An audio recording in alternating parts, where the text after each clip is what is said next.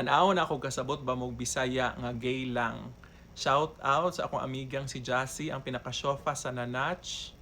Thank you, Badang. I miss you, Dang. Jassy. Siya dyan akong tutor, ani guys. Di dyan ko kasabot anang gay lang sa una. Pero, kanang sa kadugay na mong kinuyog, makasabot na ko and makalitok na ko gamay. So, tanaw na to, kuan ha, masabtan ba ninyo and comment your answer ug sakto ba inyong answer atong tanawon.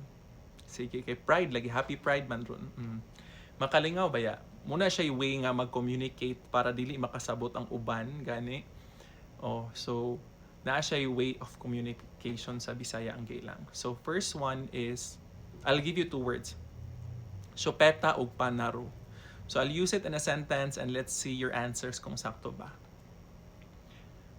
Kada buntag, edna ko mo mamahaw kay syopeta ug panaro lang busog na ox.